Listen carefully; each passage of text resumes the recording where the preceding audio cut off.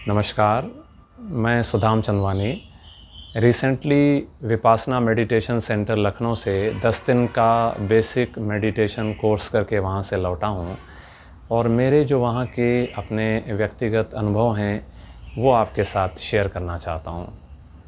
मैं आपके साथ शेयर करूँगा कि वहाँ पे ये कोर्स करने के लिए कैसे आपको रजिस्ट्रेशन करना होता है और रजिस्ट्रेशन हो जाने के बाद जब आपको वहाँ पे कोर्स करने के लिए जाना होता है तो जाने से पहले आपको क्या तैयारी करनी होती है, क्या सामान लेके जाना होता है, वहाँ की व्यवस्थाओं के बारे में, रहने, भोजन, किस प्रकार से मेडिटेशन कराया जाता है और इन सब से क्या लाभ है, इनके बारे में आपसे बात करूँगा।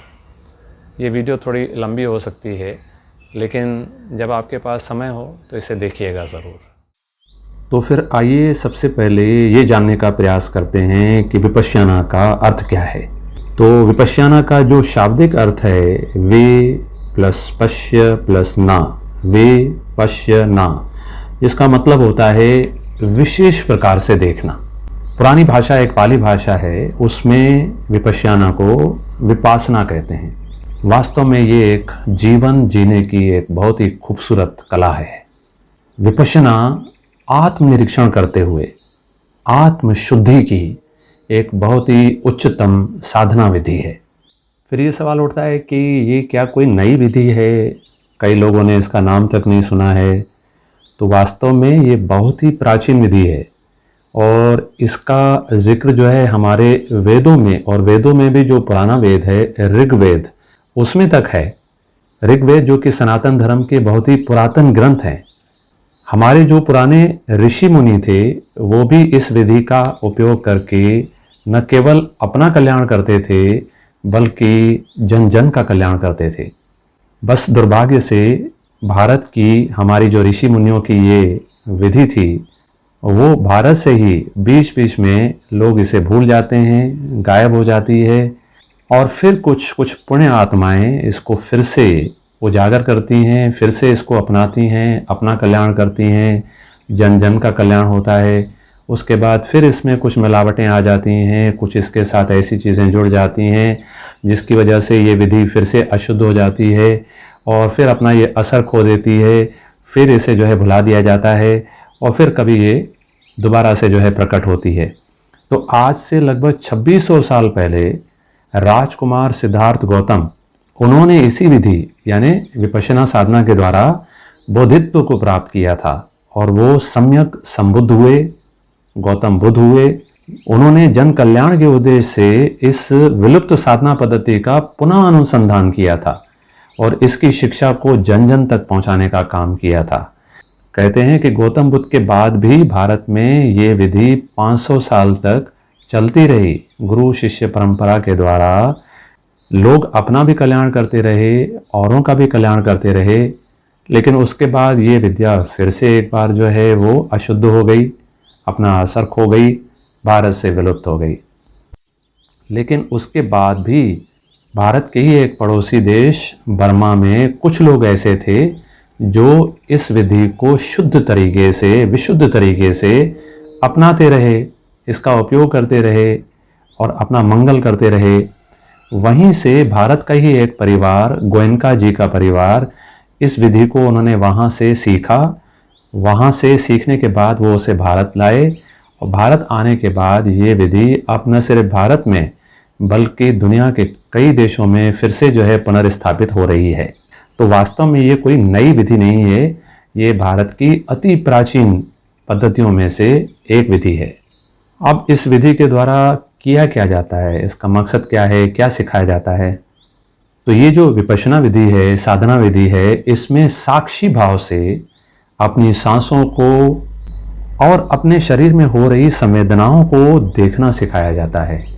सांस आ रहा है, सांस जा रहा है, बस उसे देखना है। न सांस की गति को बदलना है और न ही सांस की कोई कसरत करनी है। तो ये सब करने से वास्तव में क्या होता है कि मन शांत होता है, मन निर्मल बनता है, शरीर में एक नई ऊर्जा का संचार महसूस किया जा सकता है। आजकल वैसे भी अधिकतर हम मनुष्यों का जो मस्तिष्क है वो पिछली बातें और आगे जो घटनाएं घटित होनी है यानी भूत और भविष्य, इनकी चिंताओं में उलझा रहता है। तो विपश्यना साधना विधि हमें वर्तमान में रहना सिखाती है, जिससे सुख और शांति का अनुभव होता है और विकारों से मुक्ति मिलती है। अब अगर हम ये समझने का प्रयास करें कि विपश्यना साधना का मुख्य लक्ष्य क्या है, उसका उद्देश्य क्या है, तो वास्तव में विपश्यना साधना का जो मुख्य लक्ष्य है वो है चित्त की शुद्धि, चित्त को निर्मल करना, चित्त को शुद्ध करना, चित्त में पड़े हुए जो विकार हैं उनको ख़त्म करना और नए विकारों को बनने से रोकना। विपश्यना के माध्यम से साधना करने वाला व्यक्ति राग, द्वेष, भय, मोह, लालच, ये जो अलग अलग विकार हैं इनको और दैनिक जीवन के जो तनाव हैं, जो मानसिक बंधन हैं, उनसे मुक्ति प्राप्त करना शुरू कर देता है। मुक्ति प्राप्त करने में धीरे धीरे धीरे अभ्यास करके उसे समाप्त करने में कामयाब होता जाता है। वो जीवन में जो आने वाली समस्याएं हैं उनका सफलतापूर्वक समाधान खोजने में समर्थ होता जाता है।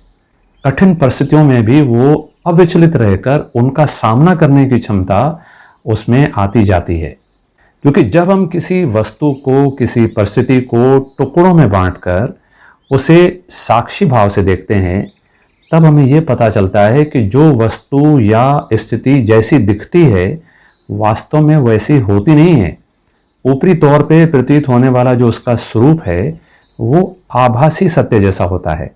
इसका पता चलते ही साधक आभासी सत्य के कारण जो पैदा होने वाली उत्तेजनाएं हैं, आशंकाएं हैं, उनसे वो पीड़ित नहीं होता है, जिससे उसके काया, वाणी और चित्त के जो कर्म हैं वो सुधरने लगते हैं।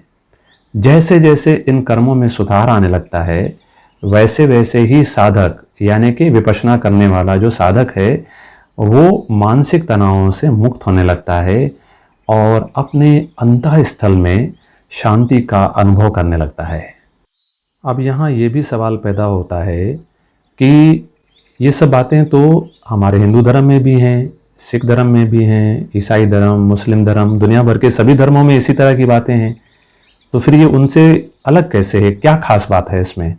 तो खास बात सिर्फ इतनी है कि जहाँ पे अन्य में ये सैद्धांतिक स्तर पे बातें की जाती हैं, वही यहाँ पे सैद्धांतिक स्तर ही नहीं, व्यवहार के स्तर पे प्रैक्टिकल करके इसे देखा जाता है, महसूस किया जाता है, इसकी अनुभूति की जाती है। तब ये वास्तव में ज़्यादा समझ में आता है और इसका ज़्यादा गहरा असर होता है। तो अब जब हमें ये समझ में आ गया कि ये कोई ऐसी विधि है जिसको हमें सीखना चाहिए और इसमें वो सब बातें हैं जो हमारे धर्म में भी हैं, हम उनसे अलग भी नहीं जा रहे हैं, तो फिर इसको सीखें कहाँ पे, कहाँ कैसे शुरू करें? तो वास्तव में ये विधि विपश्यना साधना केंद्रों में सिखाई जाती है और इसे सीखने के लिए कम से कम जो 10 दिन का एक बेसिक कोर्स है वहाँ से इसकी शुरुआत करनी होती है। अब ये विपश्यना के साधना केंद्र कहाँ कहाँ हैं? तो कई जगह पे हैं। भारत के अलावा एशिया पैसिफिक में कई स्थानों जैसे उत्तर अमेरिका में, लैटिन अमेरिका में, यूरोप में, ऑस्ट्रेलिया और न्यूजीलैंड में, मध्य पूर्व में, अफ्रीका में, यानी दुनिया भर में विपश्यना के कई सौ सेंटर हैं। भारत में ही खुद जो है इन केंद्रों की संख्या लगभग 90 है। हर केंद्र की अपनी एक वेबसाइट होती है जहां से इस कोर्स को करने के लिए विस्तृत जानकारी मिलती है और इसी वेबसाइट से कोर्स करने के लिए रजिस्ट्रेशन भी होता है। तो विपश्यना की जो अंतर्राष्ट्रीय वेबसाइट है उसका एड्रेस है www.dhamma.org। धम्म यानी DHAMMA। यहाँ ये भी सवाल उठता है कि ये धम्म क्या चीज़ है? तो धम्म का उपयोग तो सम्राट अशोक ने भी अपने दूसरे और 7वें स्तंभ लेख में किया था। व्याख्या देते हुए उन्होंने कहा है कि धम्म है साधुता, बहुत से कल्याणकारी अच्छे काम करना, पाप रहित होना, मृदुता, दूसरों के प्रति व्यवहार में मधुरता, दया, दान तथा शुचिता।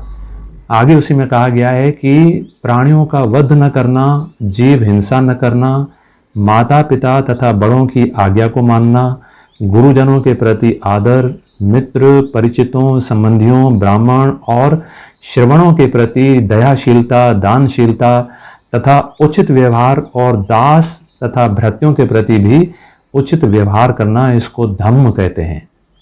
इसके आगे ब्रह्मगिरी शिलालेख में इन गुणों के अलावा शिष्य के द्वारा गुरु का आदर भी धम्म के अंतर्गत माना गया है।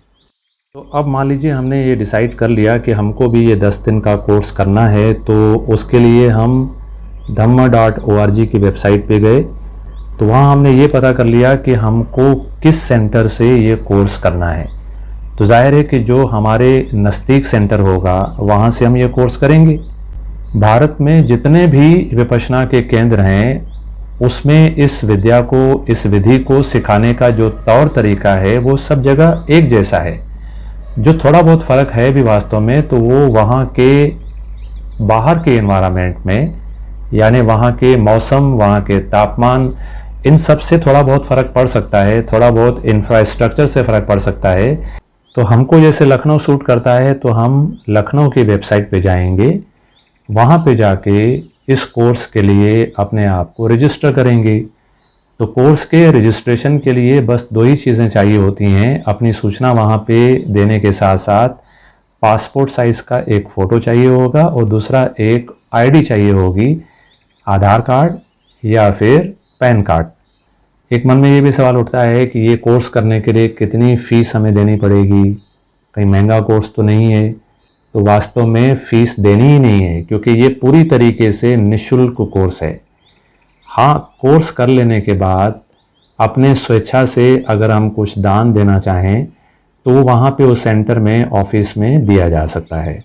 और उस सेंटर में आयोजकों के द्वारा उन्हीं लोगों से दान लिया जाता है वास्तव में जो ये कोर्स कर लेते हैं। कोई ऐसे बगैर कोर्स से आके वहाँ कोई दान देना चाहे तो उससे वो दान लेते भी नहीं है। इन शिविरों का जो संचालन है वो पूरी तरीके से स्वैच्छिक दान से होता है। सिखाने का तो शुल्क छोड़ दीजिए, रहने और खाने का जो शुल्क है वो भी नहीं लेते हैं। शिविरों का जो ये खर्च है वो उन साधकों के दान से चलता है जो पहले किसी शिविर से लाभ लेकर, दान देकर बाद में जो आने वाले साधक हैं उनको लाभान्वित करना चाहते हैं।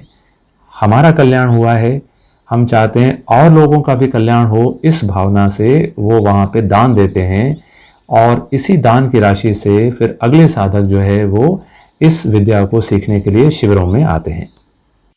अब हमें लखनऊ में मान लीजिए विपाशना सेंटर से कोर्स करना है, तो एक तो तरीका है कि हम dhamma.org साइट पे जाके वहाँ से लखनऊ वाली साइट पे आ जाएं, या फिर दूसरा ये भी आसान तरीका है कि हम इंटरनेट में, गूगल में सर्च करने वाले ऑप्शंस में ये टाइप करें लखनऊ विपासना सेंटर। तो जो सबसे पहला लिंक खुलेगा वो लखनऊ की वेबसाइट का एड्रेस है lakhan.dhamma.org। याद करने की भी ज़रूरत नहीं है, जो पहला लिंक आएगा गूगल में उसमें लिखा होगा धम्म लखन, बस उस साइट पे क्लिक करना है। तो इससे लखनऊ की जो विपासना मेडिटेशन सेंटर की वेबसाइट है वो खुलेगी। अब ये वेबसाइट इंग्लिश में है, लेकिन इसमें लैंग्वेजेस के ऑप्शंस हैं जिसमें हम लैंग्वेज को इंग्लिश से हिंदी में भी कन्वर्ट करके आसानी से पढ़ सकते हैं यहाँ पे कि वास्तव में विपासना सेंटर पे क्या क्या होता है, कौन से कोर्स कराए जाते हैं, किस कोर्स का क्या ड्यूरेशन आदि है। तो ये सारी जानकारी इस वेबसाइट से मिल जाएगी। और इसी तरीके से जितने भी विपासना के मेडिटेशन सेंटर्स की साइट्स हैं उनका एक बेसिक जो है वो वेबसाइट का स्ट्रक्चर एक जैसा रहता है। यहाँ से कॉन्टेक्ट अस में जाके हमें लखनऊ के विपासना सेंटर के जो लोकल टेलीफोन नंबर्स हैं उसकी भी जानकारी मिल जाती है। वैसे मेरे पास जो नंबर है जिससे मैं उनसे बात करता था लखनऊ मेडिटेशन सेंटर पे, वो नंबर है 9794545334। तो इस नंबर को भी डायल करके उनसे बात की जा सकती है। रजिस्ट्रेशन के संबंध में अगर कोई जानकारी चाहिए या फिर अगर रजिस्ट्रेशन में कोई समस्या आ रही है तो फ़ोन से भी कई चीज़ों का समाधान पता चल जाता है।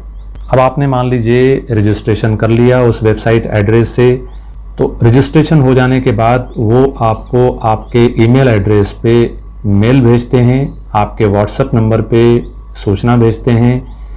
इससे आपको ये जानकारी मिलती रहती है कि आपका रजिस्ट्रेशन प्रोसेस जो स्टार्ट हुआ क्या वास्तव में उसको एक्सेप्ट कर लिया गया या किसी कारण उसको रिजेक्ट कर दिया गया।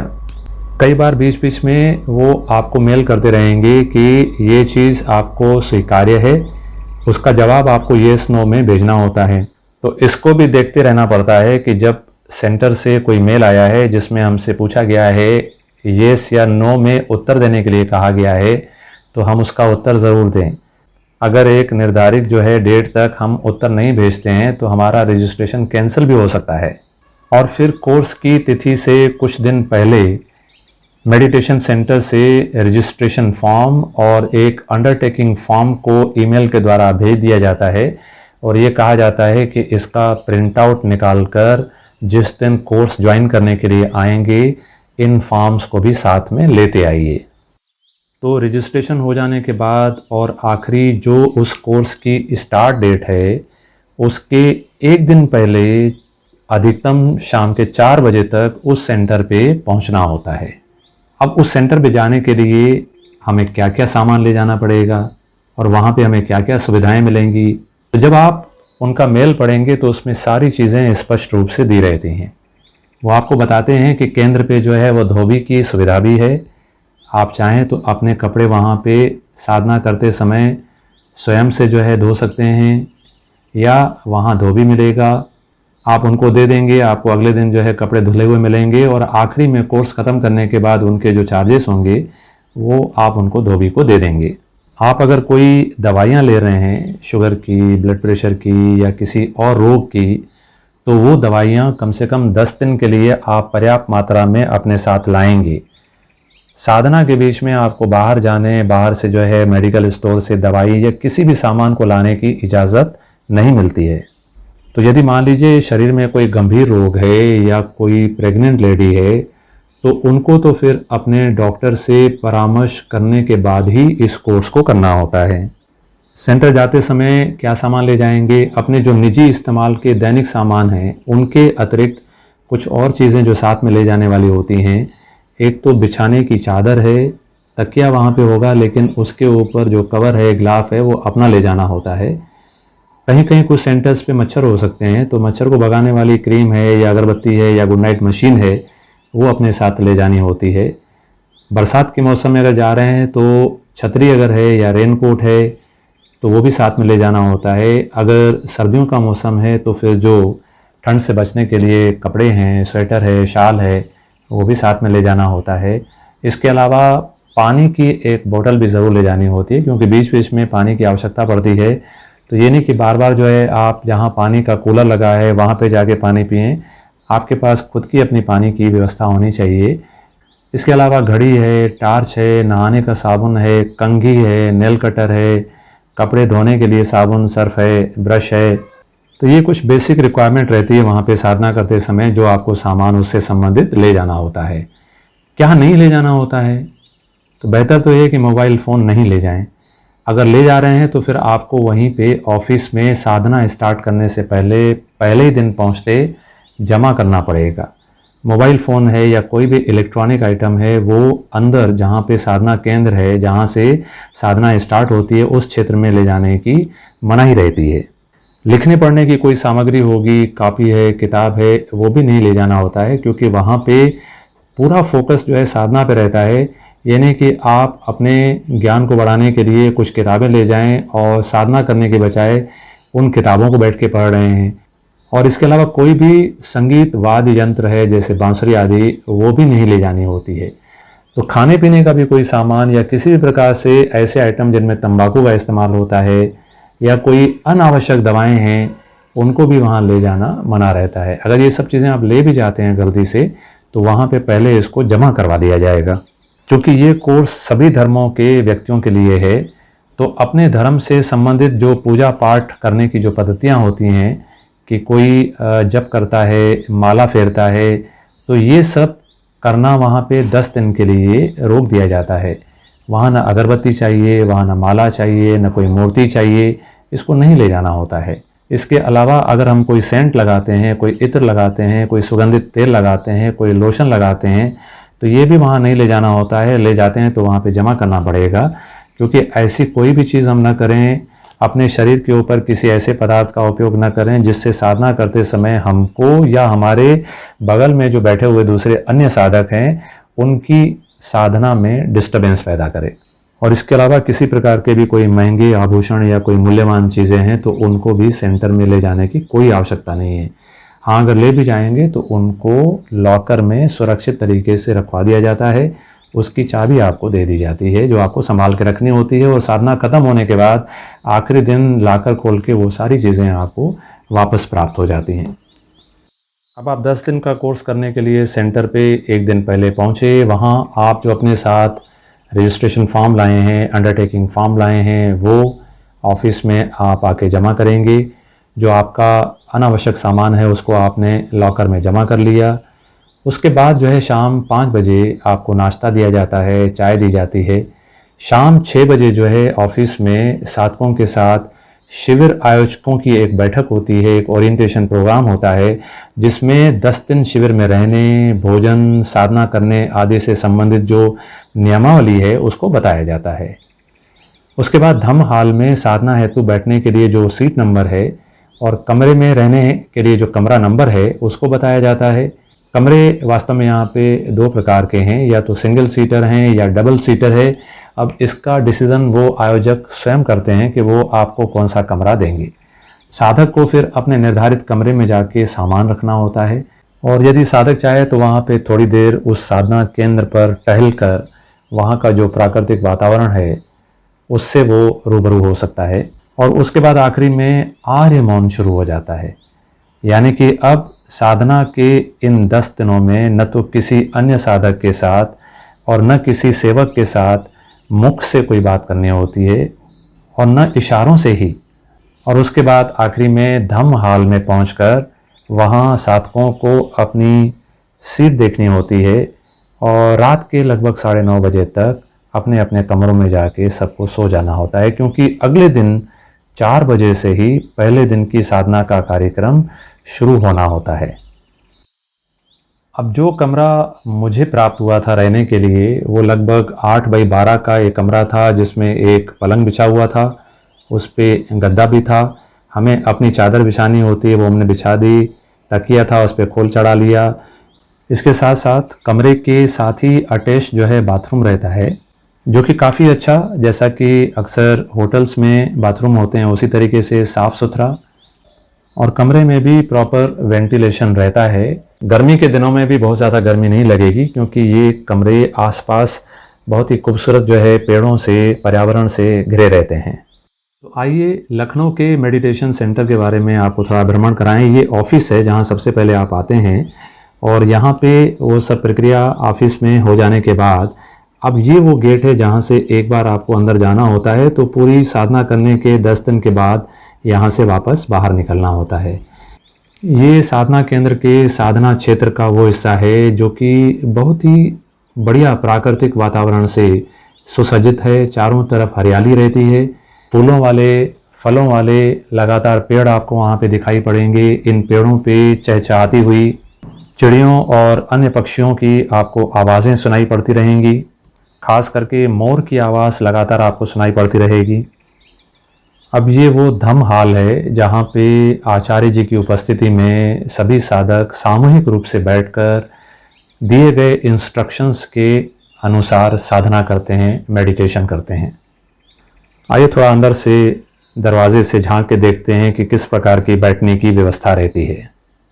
ये जो गद्दियाँ आपको दिखाई पड़ रही हैं, वास्तव में ये हर साधक को बता दिया जाता है कि किसको कहाँ किस स्थान पर बैठना है। रोज़ उसको अपने ही निर्धारित सीट पे आके बैठ के साधना करनी होती है। कुछ लोग जिनको नीचे बैठने में बहुत दिक्कत होती है, पेट में दर्द है, तो उनके लिए अलग से कुर्सी आदि की भी व्यवस्था रहती है। लेडीज़ और जेंट्स दोनों के बैठने की व्यवस्था अलग अलग रहती है। जो नीली गद्दियाँ आपको दिखाई पड़ रही हैं वो जेंट्स के लिए, और जो हरी गद्दियाँ आपको दिखाई पड़ रही हैं वो लेडीज़ के लिए। वो सामने आचार्य जी बैठते हैं, उसमें भी महिलाओं के लिए और पुरुषों के लिए अलग अलग आचार्य रहते हैं, जो बीच में साधकों को बुला के उनसे उनकी साधना के बारे में, आने वाली समस्याओं के बारे में चर्चा करते हैं। वैसे तो सारी साधना धम्म मेडिटेशन हॉल में ही सामूहिक रूप से करनी होती है, लेकिन 8वें दिन आपको शून्यागार में भी साधना करने का मौका मिलता है। शून्यागार एक वो स्थान है जहाँ पे छोटे छोटे कई जो हैं सेल बने हुए हैं। वहाँ पे साधना करने के लिए गद्दी आदि रहती है। पंखा नहीं होता है उसमें, लेकिन वो इतने वेंटिलेटेड और बाहर के वातावरण से ठंडे रहते हैं कि आप आसानी से एक सिटिंग में 1.5-2 घंटे तक वहाँ पे प्रैक्टिस कर सकते हैं। आप अगर वहाँ पे घड़ी नहीं भी ले जाते हैं तो उससे कोई फ़र्क नहीं पड़ेगा, क्योंकि वहाँ लगातार जो है इस तरह के बेल बजते रहते हैं, घंटे बजते रहते हैं, जिससे आपको ये एहसास हो जाता है कि अब 4 बज गया है, अब 4:30 बज गया है, अब 6 हो गया, अब 8 हो गया। तो बिल्कुल कोई घड़ी की ज़रूरत नहीं है। साधना के सभी 10 दिनों में शिविर के अंदर एक कॉमन जो है टाइम टेबल है, दिनचर्या है, जिसको फॉलो करना होता है। सवेरे 4 बजे जो है बेल बजेगी, इसका मतलब आपको 4 बजे उठना है। आप उठकर फ्रेश होकर 4:30 बजे से लेके 6:30 बजे 2 घंटे की साधना के लिए, मेडिटेशन के लिए धम्म हॉल में पहुंचते हैं। 6:30 से 7:30 तक नाश्ता होगा, जलपान होगा। 7:30 से 8 बजे तक आप थोड़ा सा विश्राम करेंगे और फिर से एक बार 8 से 9 धम्म हॉल में सामूहिक साधना के लिए पहुंचते हैं। बीच में 5 मिनट का विश्राम आपको मिलेगा। फिर उसके बाद 2 घंटे फिर से, यानी कि 9 बजे से 11 बजे तक धम्म हॉल में ही साधना होती है। बीच बीच में हर घंटे के बाद आपको 5 मिनट का बीच में विश्राम मिलता है।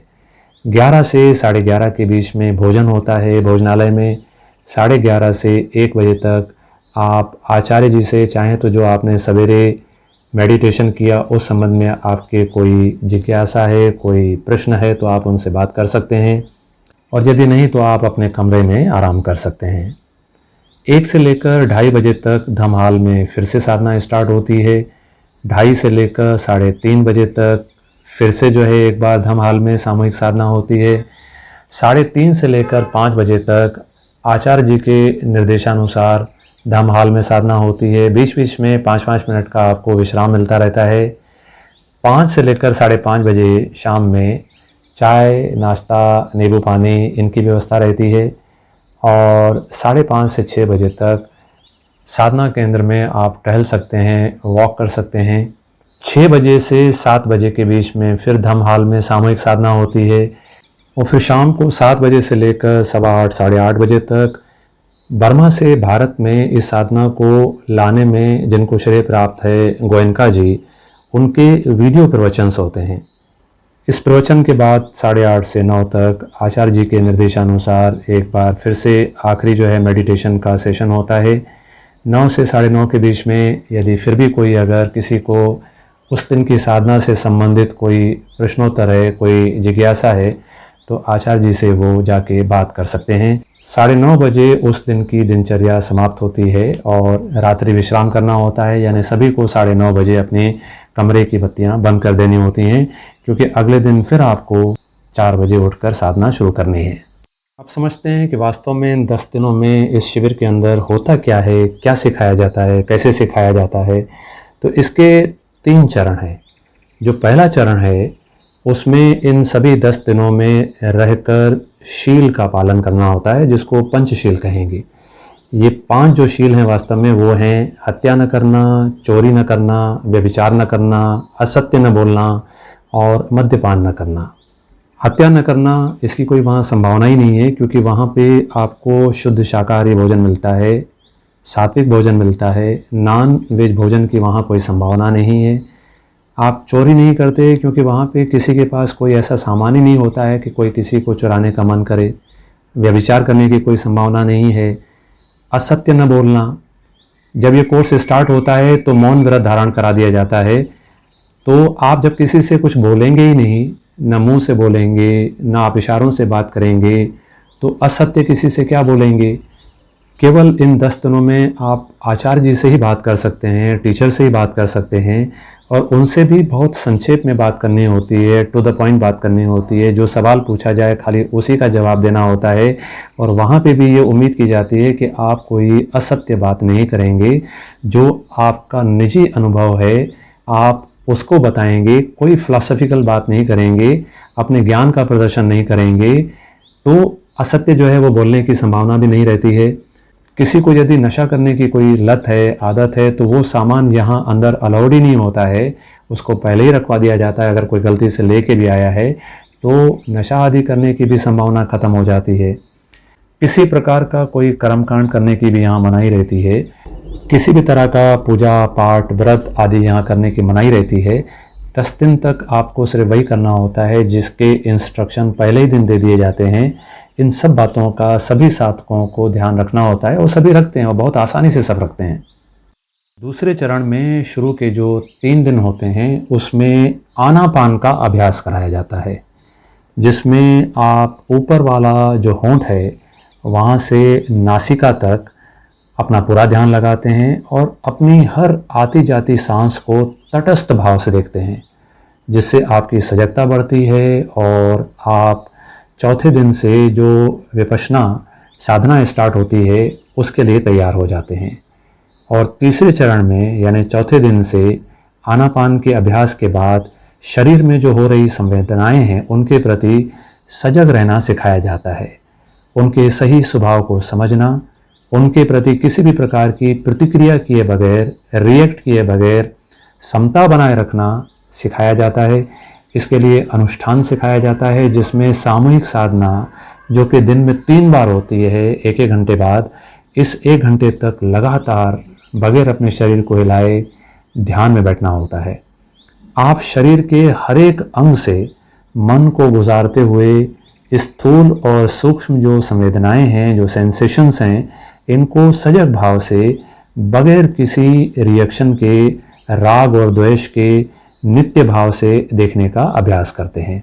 10वें दिन तक अधिकतर साधकों को अपने हर एक अंग में होने वाली जो सभी संवेदनाएं हैं वो हर पल महसूस करते हुए सजग रहना आ जाता है।